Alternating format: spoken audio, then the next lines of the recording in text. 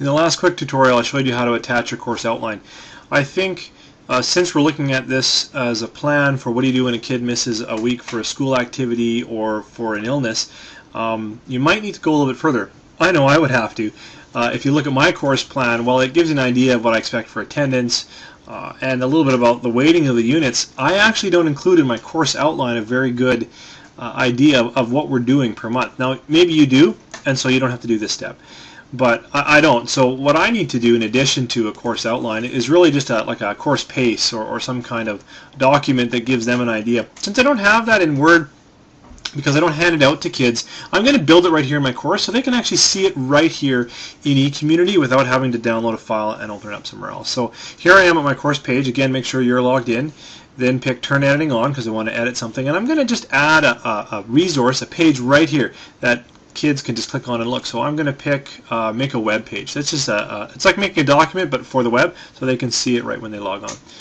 So I'm going to do that. And the other one's called Course Outline. So what was this called? Schedule of events, schedule of topics. Really, I'm sure you can do something better than me. And then there is a summary part. I would just leave this. It doesn't really matter. Kids don't see this. It's more for internal. This is the part that you're going to work on down here where it says let's compose a web page. So here I'd say, here is a rough schedule of topics and maybe main assignments. Okay, now you can do all kinds of things here. I'm just going to show you a little bit. This is a tutorial. I'm not going to take the time to actually try to do my whole course in front of you and bore you all to death. But I would think, okay, maybe some kind of a grid, maybe a table would be the right thing to do, and maybe think of the months, like this is fall, so I had September, October, November, December, and January, so that's 5 months. For me, my course takes 5 months. So I might say, well, I need a bunch of rows, I can delete them later, and I need maybe only 2-3 columns. I'm just making this up as I go along. So I go, okay, and so now what I might do is I might say, okay, so this is a September plan. So then I would say, we're going to talk about, so this will be Unit D, and I think we did biology, changes in living systems or something is the actual unit title. And then I might say, okay, well the areas in the text covered or something, text areas. If you have a textbook that you stick to, great idea. If you don't. In this particular course, there's only one text available and we stick to quite closely, so I might say, well, okay, pages 200 to 312 or something. I don't know what. And then I might have something, yeah, maybe I'd even do something like this, text areas. And then I might say major assignments. Yeah, that could work.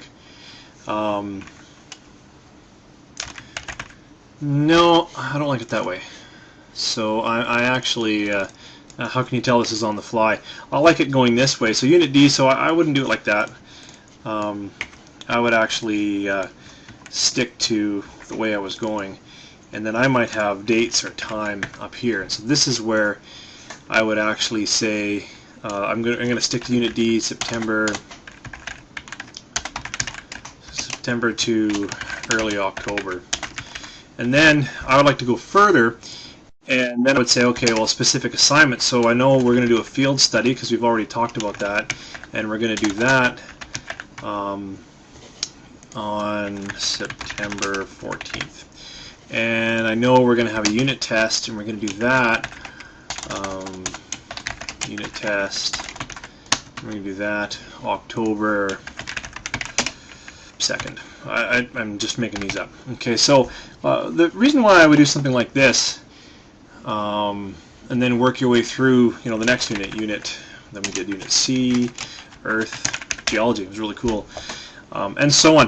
The reason why I would do this for your students, and this will take a little bit of time, you've probably done this because you're better professionals than I, but this is good because now they can come in here and they say, well, I was sick at these certain weeks, and that means I'm going to be facing this unit test or something else. So not a bad idea.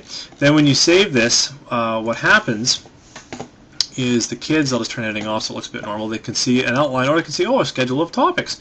So they click specifically on that and they can see, oh, okay, here we had a plan, this was the text that was covered, and you should fine grain it much more than this, and some dates and whatnot, so it really gives them an idea of what did I miss, or whatnot. Again, it's a rough schedule, something that's going to take you, 10-15 minutes, but I think it would be a great idea, especially if you're seeing this as, hey, a place to let people know what happened if they missed something.